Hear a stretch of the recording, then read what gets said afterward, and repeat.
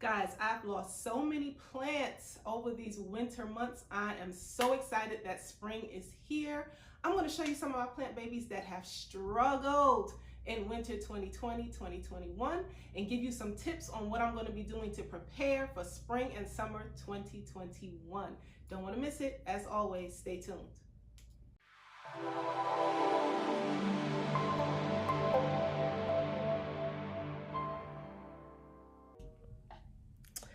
Welcome back to my channel. I'm Asiyah. This is Asiyah's Plant Life, and it is spring, y'all. Officially, we are in the first official day of spring. It's Sunday. I am home enjoying myself, and I'm happy to be back making videos for you guys. If this is your first time, go ahead and subscribe now. You're not going to want to miss the content that I put out for you guys. And if you're one of my regulars, what's up, y'all? Welcome back. So happy to see you again. I hope the winter has been kind to you and your plant babies. And if it has not been kind to your plant babies, I've got some tips and tricks for you today. So listen. Let me tell y'all, my plants have struggled this year. If you remember, I moved from Atlanta to Nashville this year, and all of my plant babies pretty much grew up in the Atlanta area. They were used to the temperature and the climate and the winters in Atlanta, and Nashville is vastly different. Don't let anybody tell you otherwise. It's vastly different. It was very cold here. There were frost most days. I had some drafts coming through my windows. We had a huge snowstorm. It was very dreary, and my plants really suffered. I was a little bothered by it, but then I remembered plants are like people. They all have their expiration date, right? They're here to serve us in the ways that they are and to love on us in the ways that they do while they're here. And then they all have a chance that a time when they expire and they move on. And I had to accept that about my plants.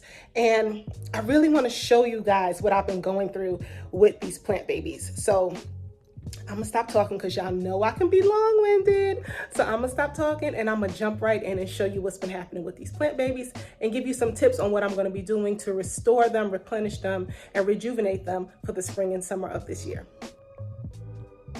So of all my plant babies, Ruby, which is this big mama right here, right there, that's Ruby.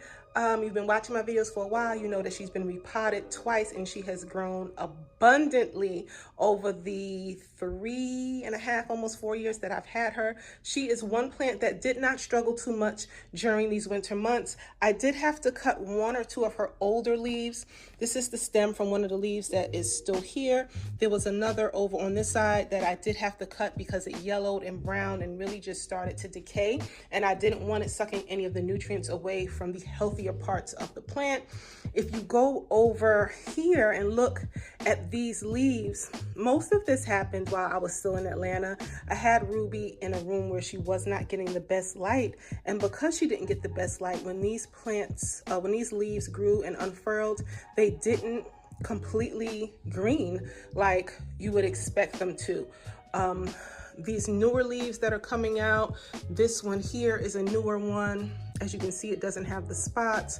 I have another one that's unfurling right there. And those 2 over there, they do not have those light spots because they have gotten adequate sun. So if you have a philodendron at home, particularly a Rojo Congo, which is what Ruby is, make sure that your plant baby is getting adequate light.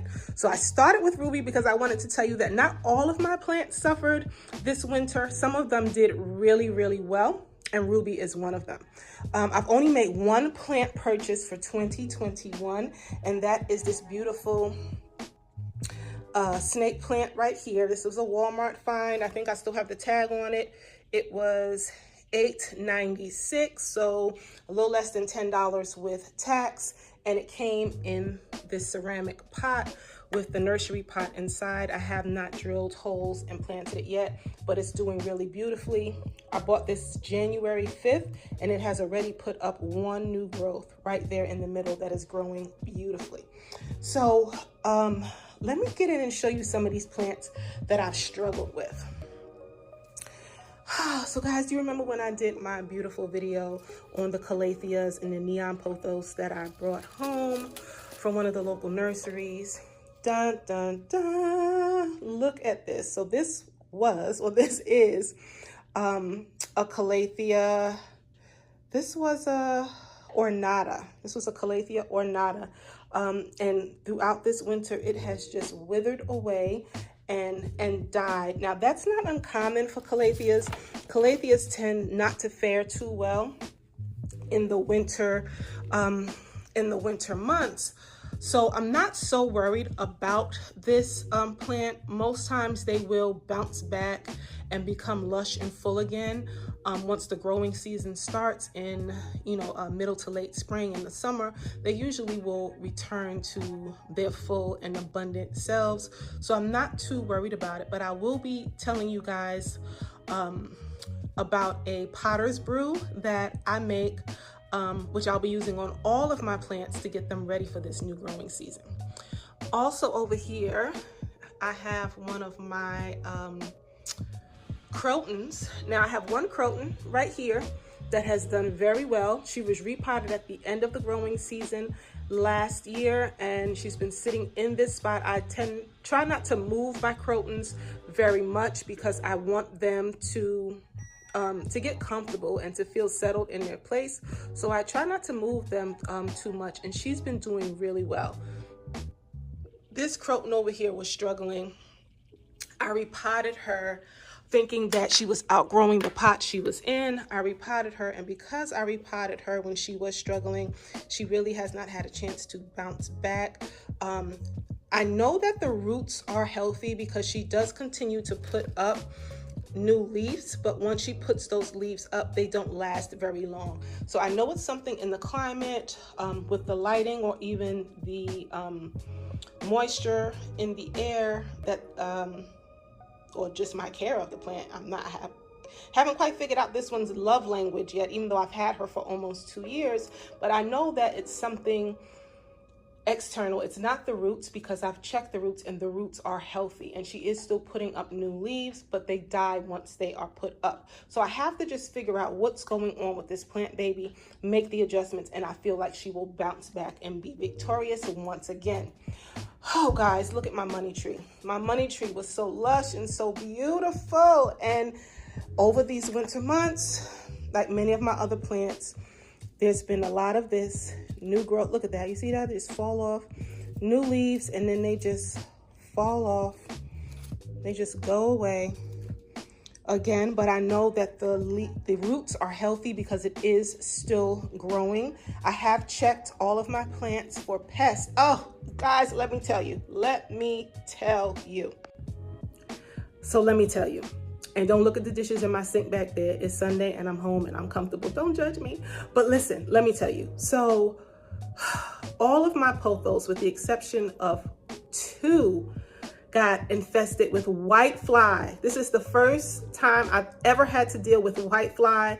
It started with one of my pothos that was in my shower, and it seemed like every other pothos in the house, even if they weren't close to the one in the shower, also became infested with white fly. I have been able to rid all of the plants with white fly. I use neem oil, a little bit of dish soap, warm water, and I treated them weekly. And I was able to get rid of the white fly, but it was a chore. Okay, back to our regularly scheduled program. So I was talking about the money tree. I got my life together now. I filled you in on the white fly. But yes, my other plants, other than the pothos, none of them have suffered from any sort of infestations this year, which I'm really, really happy about. One of my other beautifully growing plants is this beautiful bamboo here. I picked these up from Home Depot early in the winter, and as you can see, let me get in close there, they have just been growing amazingly beautiful. Amazingly beautiful. So I'm so pleased with the growth of that, those bamboo stalks.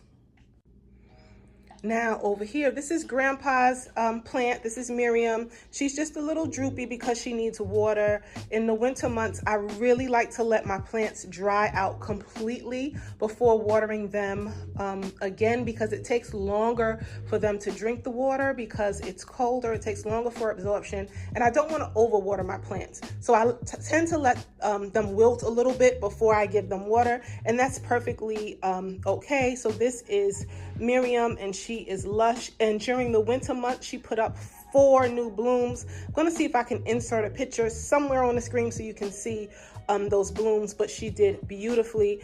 I am still doing the hydrogen peroxide treatment on her. However, I'm only doing it like once every 6 to 8 weeks, and she is thriving. Now over here from my bird of paradise, this plant baby has struggled. It's been on serious struggle mode since we got here to Nashville. This has happened to quite a few of the leaves. They have just started to shrivel up. They're not unfurling completely. There's that one. Let me show you another one that has not unfurled completely, unless I think I might have cut it off already. The other one that did not unfurl completely. But as you can see, a lot of them are just drying up. I know the first thing that comes to mind is, well, Asiyah, are you overwatering them or are you underwatering them? I'm using the same watering regimen for my plants as I did in Atlanta during the winter months, by letting the soil dry completely. I do not fertilize in the winter months, and even when I do fertilize, I use natural fertilizers so it's not burning the root or the leaf. I've been really trying to figure out what it is, and the only thing that comes to mind about what's been affecting my plants is the climate change. They're in a new environment. They went through a huge move. It's a different climate. The temperatures are vastly different in the winter. The lighting in this house is even different than what they're used to, and they've really just been trying to find their way. So this is what's been happening, and I purposely left these on because I wanted you guys to see. But the older leaves on this plant have just dried and withered away, and it just, look at that, it's crunchy. Right, so I'm going to take these leaves off and I'm going to put them into a bin in the backyard and start making a compost with them.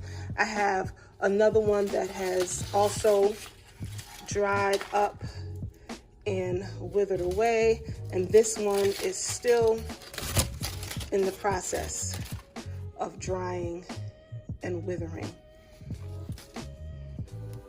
So, you know, like I said in the beginning, plants have a life cycle just like humans do. And when that life cycle is over, it's over. There's not a lot that we can do to restore them to their prior glory and lushness. And it's okay, even, you know, as a established, as a well-rounded plant parent, I still lose plants, and I'm okay with that.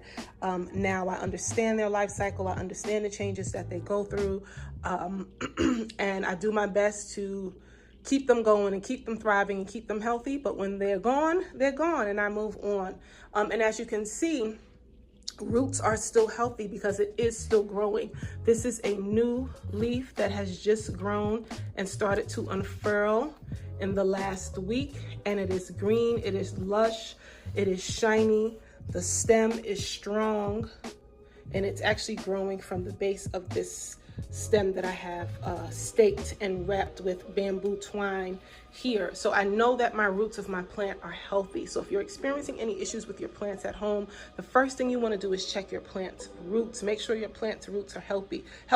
The water shouldn't be soggy, it shouldn't be boggy, it shouldn't be so dry that and you're not giving it a drink of water for it to replenish itself. Make sure you're not fertilizing in the winter months, and if you are fertilizing at any time of the year, make sure you're not using too much, you're using the correct measurements, and you're not burning your plants. All right, this pothos here, this is a Marble Queen pothos, and this one has done really well. Even with the whitefly infestation, it did really, really well. I was able to treat it and bring her back, and I'm so happy with how she looks right now. I have this one leaf here that's looking a little withery, and that's okay. Can you guys see that? That's okay. I'll be pruning that off of the plant, but she has done really, really well. Now, down here, this is another one of my golden pothos. This one has struggled since I was in Atlanta, so let me not lead you guys astray. It struggled since I was in Atlanta, and it's still struggling. This one also had a whitefly infestation. The plant is still holding on, but as you can see, it's definitely in struggle mode. You guys see on my books, on my midwifery and birth and all those type of books. But yeah, I'm a complete birth nerd, guys. I truly am. But yeah, it's been struggling. I'm going to continue nurturing and caring for this plant baby. I'm going to be using my Potter's Brew fertilizer on it, and I will see how it does as we really get into these spring months. Now this, I don't know if you guys actually remember, this was a, oh not was, this is a snake plant that was very, very full and very beautiful, and over these months, they just one by one, the leaves have started to die away. And I know that snake plants like to be root bound, so having so little of them in such a large pot is not going to do them well. So I will be combining them with one of my other larger snake plants in my master bedroom so that they can continue to grow full and lush and beautiful. So my wife did buy me this Easter lily just this week. I think it was on Wednesday, and the actual lily, the bloom, was closed and has just started to open up. So I'm really excited. This is the first time I've had an Easter lily. I remember my grandmother having them or gifting them to family and friends when I was a child. So I'm really excited to see how this Easter lily does this year. Guys, let me take you over here to Fiona. You know, Fiona's my baby. This is my baby girl right here, and I love me some Fiona. So let me show you what Fiona's been doing. Fiona's been growing beautifully. Look at these leaves. She's been growing. She's been doing her thing. She's really been showing out on one of her branches. On this branch, she's really been doing beautifully. And on the other, close your eyes, guys. Brace yourself. Hope y'all sit down. Look. I thought I was overwatering at one point, but I realized that I wasn't. And these leaves on this branch, so that's a completely different branch. Let me back up so you can see it. This branch right here has not been doing well at all. They've all been browning. About 4 or 5 of them have actually fallen off. And I had one that completely dropped all of its leaves on that third branch right there.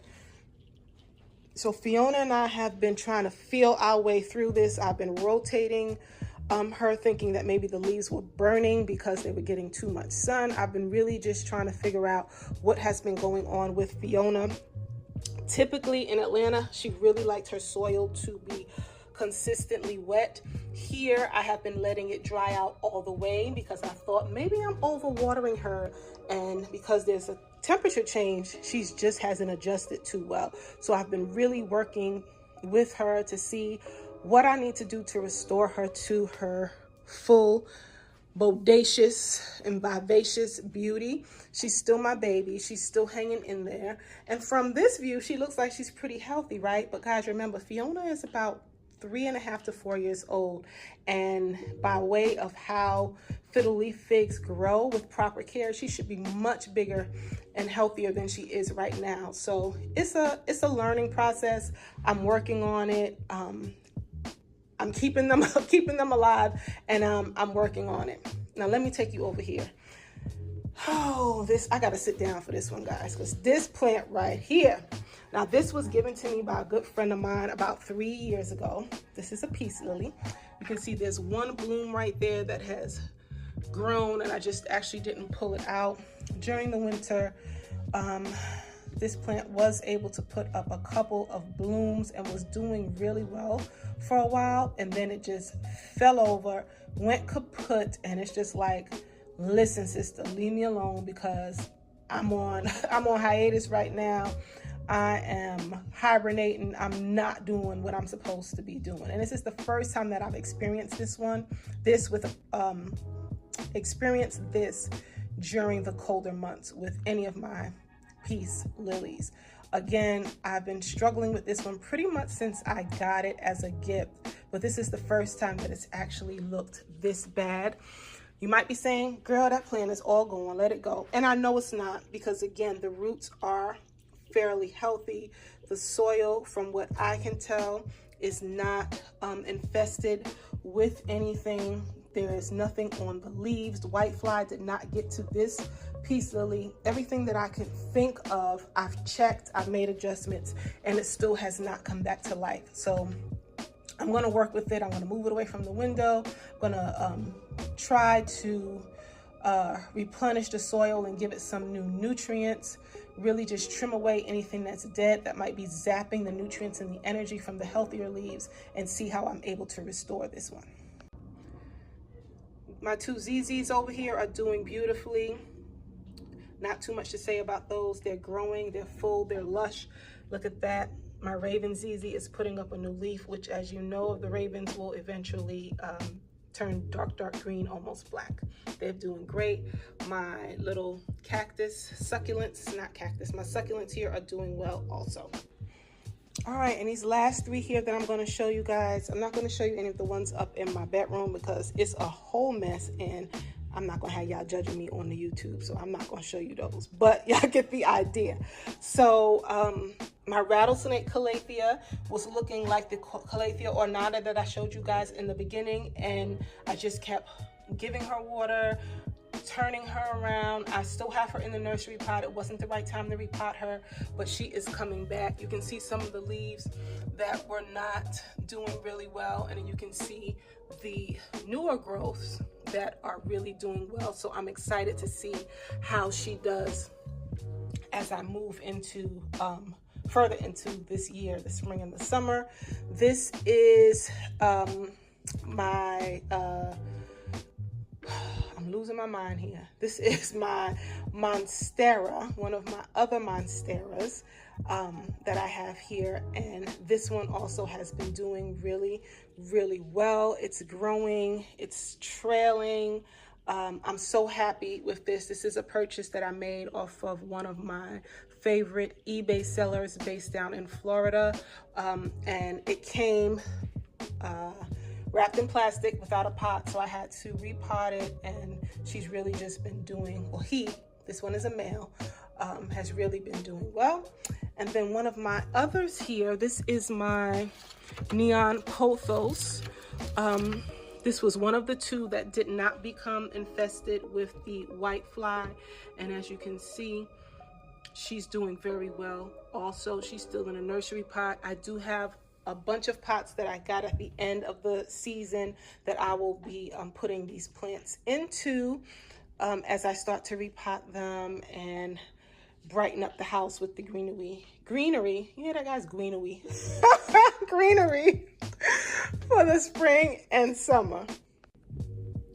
So I've mentioned my Potter's Brew. My Potter's Brew. Got it. My Potter's Brew. Listen, guys, Potter's Brew. Potter's Brew. I've mentioned it a few times throughout this video, and I don't have any made right now to show you, but I will be using it to gently fertilize my plants. And what I mean by gently is I like to use natural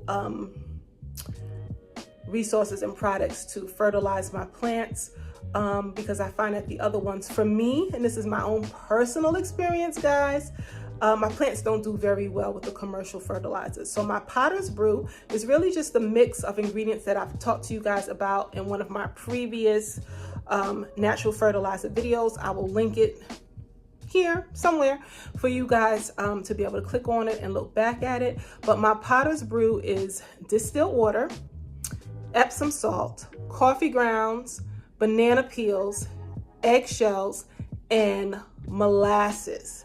That is what goes into that Potter's Brew. For my plants that really need an extra oomph, I will add some worm castings to it as well. I mix it all together, I strain it, and the liquid is what I use to water the plants with. Not spray the leaves, but water the plants with, and I will do that with regular waterings until I start to see my plants bounce back. So yeah, I'm gonna mix that up. My next video will probably be about the Potter's Brew, and you'll be able to see me mix it and use it on my plants. And then of course I will give you a follow-up somewhere down the line so you know how that Potter's Brew is working. I've been asked by some people if it's something that I plan on selling, or if at some point I plan on selling plants, and all I could say is stay tuned. It's 2021. It's a new year, and who knows what Asiyah has in store for you. So that's all I'm going to say right now, because I do not want to put the cart before the horse. But anyway, guys, I love making videos for y'all. Thank you so much for watching. I will see you in my next video. Be sure to like, share, subscribe, and comment. Let me know what your plant babies have been doing this winter and what you're doing to restore them to their green lushness. I love you guys, and I will see you in my next video. Peace.